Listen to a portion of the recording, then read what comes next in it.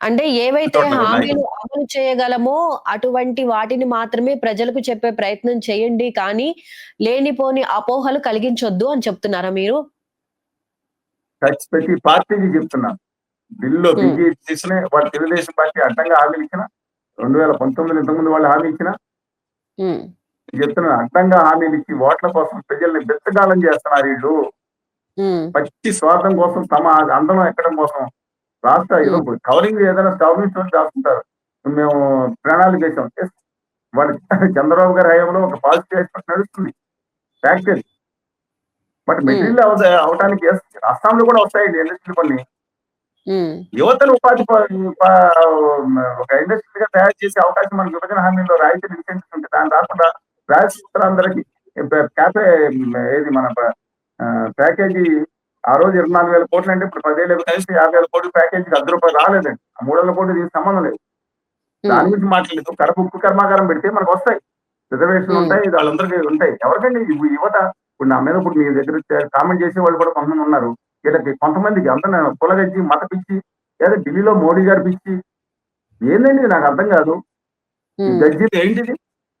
రాష్ట్రం కోసం కాదా ఈళ్ళు? లేదా హ్మ్. భావితరాల ప్రజల కోసం వీళ్ళు హీరోలు కాదు జీవితానికి. ఎవడో హీరోని పట్టుకుని వాళ్ళ కాళ్ళు మొక్కి పాదాలు సేవించి వీళ్ళతో కొంతమంది బ్యాచ్ గురించి మాట్లాడుతున్నాం. స్వతంత్ర హ్మ్. వ్యక్తిత్వంలో బ్యాచ్ ఎప్పుడు సెలెక్ట్ చేయాలండి మనం. ఒక హ్మ్. రాష్ట్రం వాళ్ళ అభివృద్ధి పథంలోకి వెళ్ళాలంటే ఇప్పటికన్నా తీరు రాష్ట్ర ప్రభుత్వం కొంత మార్చుకుని విభజన హామీలు వచ్చే రాయితీలు ఎందుకంటే వీళ్ళ బలం మీద దాదాపుగా ఆధారపడి కేంద్రం ఉంది. పూర్వంలా పరిస్థితి లేదు. హ్మ్. 2014, 19 ఆ పరిస్థితి లేదు. హ్మ్. 2014 అంటే కొంత ఉంది. 2019 ఆ పరిస్థితి లేదు. ఎక్కువ సీట్లు వచ్చినాయి. ఇవాళ 24లో పోటాపోటీ సీట్లు కూడా లేని పరిస్థితులు వీళ్ళ బయట ఆధారపడి ఉన్నారంటే మనం డిమాండ్ చేసి కాలం గల్లా పెట్టుకుంటా. మోడీ గారు వచ్చి ఏం చేశారు?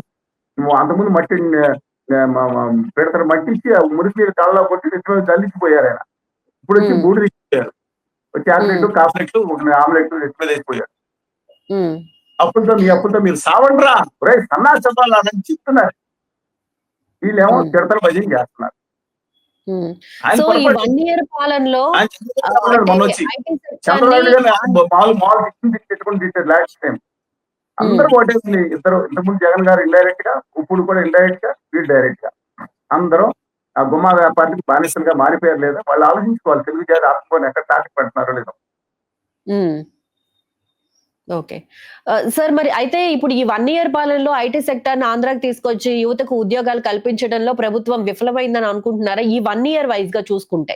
మీరు 1 ఇయర్ గురించి మాట్లాడుతున్నారు. ఖచ్చితంగా హ్మ్. తన వంతు తన ప్రయత్నాలు చేస్తున్నారు గానీ అక్కడ శాసించే వాతావరణం లేదు. ఆర్టిఫిషియల్ ఇంటెలిజెన్స్ వచ్చిందో కొంచెం కష్టాల్టీగా ఉంది. హ్మ్. ఇవాళ కానీ నేను అడుగుతున్నాను ప్రజలు మోసపుచ్చకండి అని అడుగుతున్నాను. హ్మ్. ఎందుకంటే 2014లో IT exports under 50,000 crores, 2,000 crores లోపుంటాయి. హ్మ్. 2019 చంద్రబాబు నాయుడు గారు దిగిపోయిన నాటికి కూడా ఏదో పెరిగిపోయిన తర్వాత తరిమేశారు. అప్పుడు కూడా 2,000 కోట్ల లోపే. హ్మ్. ఇప్పుడు జగన్మోహన్ రెడ్డి గారు దిగిపోయినప్పుడు కూడా 2,500 కోట్ల లోపే. హ్మ్. అంత తక్కువ, అంత ఎక్కువే కాదు. ఎక్కువ కాదండి. పక్క రాష్ట్రం తెలంగాణ ఈ సంవత్సరాంతానికి 3,00,000 కోట్లకెళ్తుంది. ఇంకో హ్మ్. పక్క రాష్ట్రం చెన్నై 3,50,000 కోట్లకెళ్తుంది. కర్ణాటక 5,00,000 కోట్లకెళ్తుంది. పక్కనున్న అటవీ ప్రాంతంగా అనుకుంటాం. కాదండి. ఒడిషా కూడా ఆంధ్రప్రదేశ్ కంటే 100% ఎక్కువగా ఉంది సాఫ్ట్‌వేర్ ఎక్స్‌పోర్ట్స్. నమ్మలేరా మీరు? హ్మ్. మీరు హ్మ్. నమ్మలేరు. ఉత్తరాఖండ్ హ్మ్. ఎక్కడెక్కడ చిన్నవి కూడా ఎక్కువ ఉంటాయి. ఎందుకంటే డబ్బులు తెచ్చుకుంటారు. ఎక్కడికెళ్ళినా తెలుగోళ్ళు అందరూ ఆంధ్రప్రదేశ్, శివాజీ ఆంధ్రప్రదేశ్‌లో ఎక్కువ ఉన్నారు కోస్తా రాయలసీమ వాళ్ళు. ఇక్కడ హ్మ్. ఎందుకని చేయలేకపోతున్నారు? ఒకళ్ళ మీద ఒకళ్ళని నెట్టుకోవడానికి ఇదే నా బతుకులు అయిపోయినాయండి. హ్మ్. నిర్మాణాత్మకంగా ఆలోచించరా? Hmm. If I am wrong please correct me అండి. If I am wrong please correct me. Hmm. అందుకని దాని మీద మీరందరూ కరెక్టే. దాని మీద దృష్టి పెడుతున్నారు. హ్మ్. కానీ మనకి రాయితీలు ఇన్సెంటివ్స్ ఉంటే వాళ్ళు ఇవాళ వర్షాకాలం మీరు ఎక్కడ పెట్టినా సముద్రంలో పెట్టిన పరిస్థితికి వస్తారు. ఆ గుజరాతీ హ్మ్. మార్వాడి వ్యాపారులు అయితే ముందే ఉంటారు అనుకోండి. ఇండస్ట్రియలిస్టులు మిగతా విదేశాల వాళ్ళు కూడా క్యూలో ఉంటారు. మనకు వచ్చే అవకాశాలు బట్టి వస్తారు. అంతేగాని మనం ఉన్నాం, హ్మ్. ఎర్రగా పొరుగున్నాం, లేదంటే చక్కగా ఉన్నాం, మంచి పెయింట్ ఇచ్చేవారు కొంతవరకు ఇంపాక్ట్. హ్మ్. ఓకే. మరి జనసేన అధినేత పవన్ కళ్యాణ్ విషయానికొస్తే ఇప్పుడు టీడీపీతో కలిసి వర్క్ చేయడం కానీ, లేకపోతే ఈ కూటమి ప్రభుత్వం ఇచ్చే పథకాల విషయంలో కానివ్వండి, జనాలు సంతృప్తిగా ఉన్నారని మీరు అనుకుంటున్నారా? నేను కళ్యాణ్ బాబు గారి గురించి ఎక్కువ మాట్లాడను. ఒకనాడు ఎవరైతే ఆ కులం లేదు, మతం లేదు అన్నారు. రెల్లి కులం హ్మ్. అన్నారు. పోనీ ప్రత్యేకహోదాతో ప్రత్యామ్నాయం లేదు, ఆమోదించి చేస్తా అన్నారు. భావితరాలు ఒక హ్మ్. తరం నాశనం అయిపోతున్నాను. ఇంకో దానికి ఆల్టర్నేటివ్ లేదన్నారు. ఇవాళ తెచ్చుకోండి. కారణం రాష్ట్ర సిగ్గు చెర లేదా ఒంటికని ఎంపీలు ఎలా మాట్లాడారు, పాచిపోయిన లడ్డూల ఒక అభ్యుదయ భావాలతో మాట్లాడారు. ఆ కళ్యాణ్ బాబు గారు పెట్టుకున్న ఈ ఉత్తర భారతీయ ఆర్య సనాతని ఉత్తరాది ఈ కళ్యాణ్ రావు గారు కాదండి. ఆయన ఒక అభ్యుదయ భావాలు ఉన్న వ్యక్తి. నేను కలిసినప్పుడున్న వ్యక్తి, అభ్యుదయ భావాలు ఉన్న కలిసి వ్యక్తి. మేము కలిసి ఆ రోజు కొద్ది కాలం ప్రయాణం చేసాం. కానీ పార్టీలో కాదండి, హోదా విభజన కాదు, మద్దతు ప్రకటించాం. ఆయన మద్దతు. అందువలన ఈయన కాదండి, ఈయన పూర్తిగా ఉత్తర ఆర్య సనాతనవాదిగా మారిపోయినట్టున్నారు. ఆయన గురించి నేను మాట్లాడతాను. మంచిది.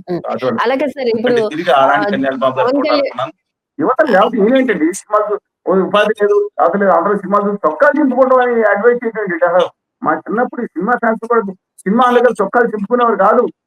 ఒకలో చింపుకునేవారు తెలియదు కానీ గొడవ పడి ఎవరికాలు చొక్కాలు చింపేసుకుని చొక్కాలు దాంట్లో బయటికి రావాలన్నా యాక్సిడెంట్ పెంచుకోండి అంటే ఇద్దరు కుర్రాళ్ళు చనిపోవాలి నా సినిమా దాంట్లో వెళ్ళిపోయి. అది ఏం సందేశం ఇస్తారండి? నా ఆర్య సనాతనవాదం అంటే అదేనా? నా తోటి తెలుగు స్టాలిన్ గారు తమ భాష కోసం ఆయన తెలుగు పెట్టేది, అయితే తమిళం స్థిరపడ్డానికి తమిళ నా భాషల కోసం పోరాడుతుంటే ఆయన పట్టుకుని ఆయన మీద పడతారేంటి? నా తోటి తెలుగు బిడ్డ ఎస్ దక్షిణామూర్తి గారు అలియాస్ కరుణానిధి గారు కుమారుడు. నా భాష హిందీ అంట. ఏది నేను పెద్ద మనిషి చేస్తే ఎవరండి? తెలుగు వాళ్ళు కదా.